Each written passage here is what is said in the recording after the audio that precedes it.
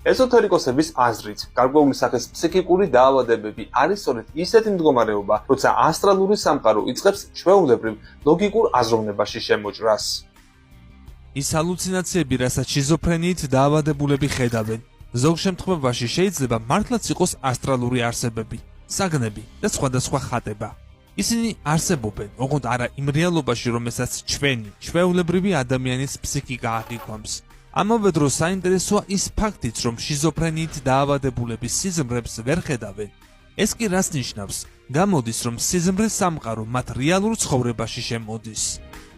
მეცნიერების მიერ დადგენილია, რომ შიზოფრენიით დაავადებული ადამიანები არამხოლოდ აუხსნელ საგნებს ხედავენ, არამედ არქეტიპულ ნიშნებს, სიმბოლოებს და ასე შემდეგ. შესაძლებელია, რომ ავადმყოფა წოდებულმა რამდენიმე საათის განმავლობაში მიიღოს იოგის პოზები, მის დაუნებურად, როცა ჩვეულებრივ მდგომარეობაში მათ შესახებ არაფერი იცოდა. ეს შემთხვევითი არ არის. მაგალითად, ძველ ეგვიპტესა და საბერძნეთში ფსიქიკური დაავადებები წმინდა მდგომარეობად ითვლებოდა. ეზოთერიაში ისმის კითხვა, სხვა საინტერესო საკითხია თუ რატომ მოდის სული დედამიწაზე ასეთი მდგომარეობით, რა განაპირობებს ამას? ერთნიშნულოვნად ამ კითხვაზე პასუხის გაცემა ძნელია, მაგრამ ეს სულის ბუნებასთან უნდა იყოს კავშირში.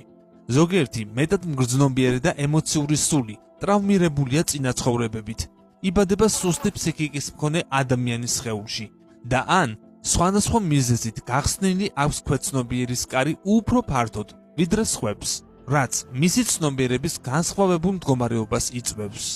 არაერთი თანდაყოლილი ფიზიკური თუ სულიერი დაავადება ხომ სწორედ კარმულია. შეიძლება ეს ვინმე არ დაიჯეროს, მაგრამ დღევანდელი მეცნიერებისთვისაც უკვე საიდუმლო აღარ არის, რომ სხვადასხვა სახის ნეგატიური ემოცია, შური, წყენა, მრისხანება და სხვა აზიანებს სხვადასხვა ორგანოს ფიზიკურად. ამავე ახსნით გამოდის, რომ ჩვენს დაავადებებს ჩვენ ვევქმნით. ეს მომენტი თვითონ კარმასაც კარგად ხსნის. არა როგორც სასჯელს, არამედ როგორც ჩვენ მიერ შექმნილ რეალობას, როგორც ამ ისე მომდევნო ცხოვრებებში. ამბობენ აღმოსავლური სწავლებებისა და ეზოთერიის მიმდევრები. როგორია დღეს შიზოფრენიით დაავადებულთა მკურნალობის მეთოდები? თანამედროვე ფსიქიატრიული მედიცინა მედიკამენტოზური მკურნალობის საშუალებით ცდილობს სიმპტომების ჩახშობას. ხოლო სულიერი სწავლებების მიმდევარი საზოგადოება ფიქრობს, რომ გაცილებით პროგრესული მიდგომა იქნება პაციენტს კონტროლი და ერთი მდგომარეობის მეორისგან გამიჯვნა ასწავლონ. თუმცა სწავლებების მეთოდების დანერგვამდე მისი სტატუსის შეცვლა და ნების გამოხატვა საჭირო. ამისთვის კი ბუნებრივია, რომ ახალი მიდგომები უნდა შემუშავდეს. მეტი ასეთი ვიდეოსთვის არ დაგავიწყდეს ჩვენი YouTube არხის გამოწერა და ამით პროექტის შენი წილი მხარდაჭერა. გამოიწერეთ ჩვენი YouTube არხი. ლინკი ჩაშენებულია მთავარ გვერდზე YouTube-ის სიმბოლო აიკონში.